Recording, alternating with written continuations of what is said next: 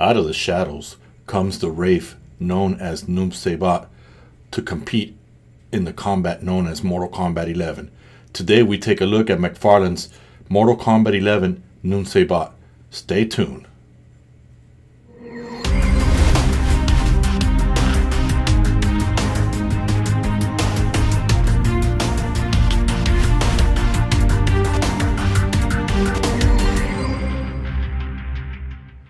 Welcome back, guys, and today I am really stoked and excited to review this guy, Noob Saibot. Now, I don't know if I'm pronouncing the name right.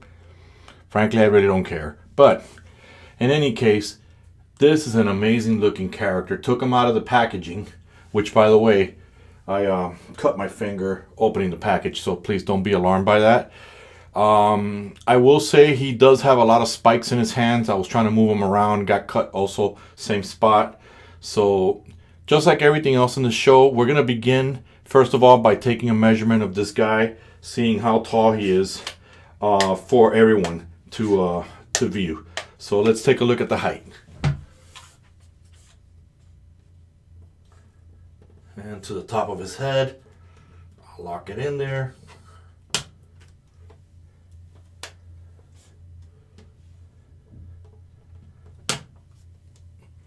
Now it says here it's 6.9 is what I'm getting at. Not sure if that's accurate. Let me try one more time. Take a look up to the top of, whoops, there he goes. Not even gonna edit that. I'm gonna leave that there so you guys can see the blooper. It's all part of the process.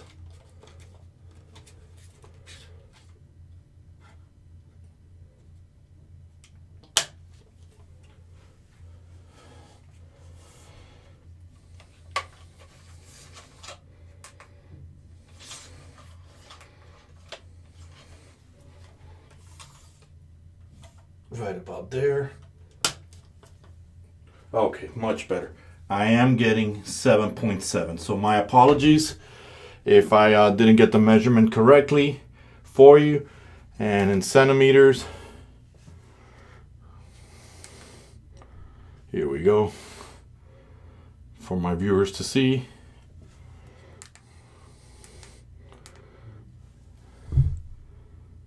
All right. Now that we got that out of the way, let's take a look at this character. I mean, there's no complaints with this guy. He definitely has that scarecrow look to him. And I really wish McFarlane would have made a scarecrow and not, you know, I have to take now and substitute my DC world with this guy. And that's fine because, like I tell you guys on Instagram all the time, you do what you want to do with your world.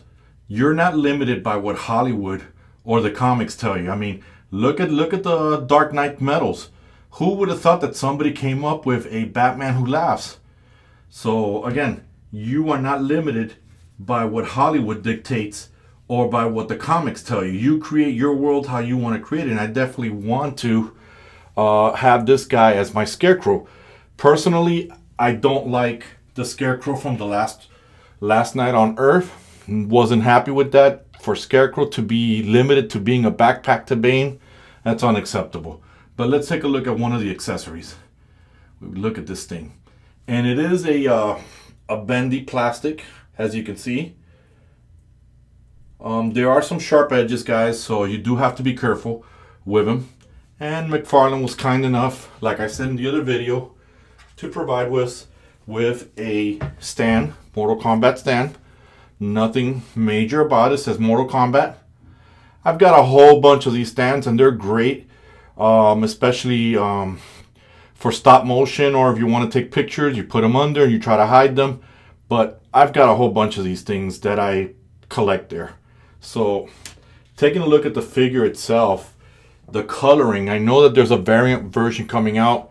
I was not impressed with that variant. I like this one. Look at the eyes on this character.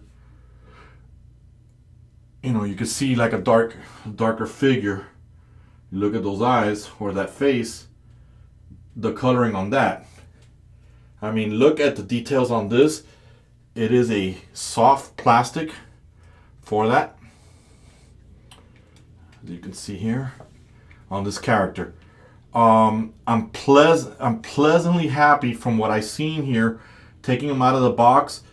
There are some areas to get him to move or to pose that you're going to probably prick your finger with. There are some sharp edges here and there, so you got to be careful with that when handling him, especially you animators out there. You know, take the time that if you're going to pose him, you're going to have to put gloves on to do that. So being that I said that this was going to be part of my DC world, I am going to add the weapon from the last night Batman that he comes with, just to see what he looks like for you guys. But in the meantime, let's take a look real quickly at his articulation.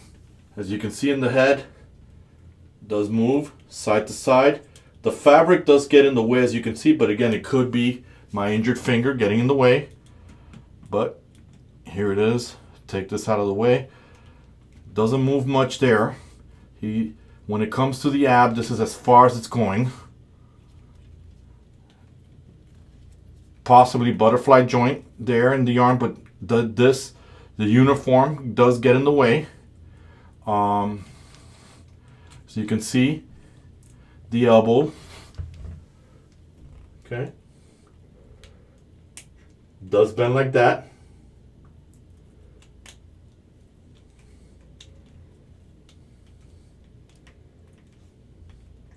Whoops, I hit the camera there. Okay, double joint knees, double joint elbows. Again, guys, I hurt myself with this. There are sharp edges on this figure, believe it or not. Even the feet. They are on a ratchet system, so you do hear it clicking on there. Now, one of the things that I like that McFarlane did is that the ankle has a ball joint, but it's protected by that fabric that the boot has. Which to me, I think a lot of the ball joints should have some kind of clothing in it, because it helps with the figure when you're standing. The leg doesn't move all over the place. It doesn't go anywhere. Now I'm going to put the articulation on. I'm going to put actually the accessory in his hand, the weapon, so you guys can see it. Bear with me here. And I'm back, and as you can see, I put the weapon on. I had a problem putting it in the other hand. I had to put it in this one. So in a few minutes, what I'll do is I'm going to stop the camera again. I'm going to heat up a little bit of water just to open up his hands. And I like to put this weapon in it for you guys, okay? So I'm going to turn the camera off. So here we are again. I am back.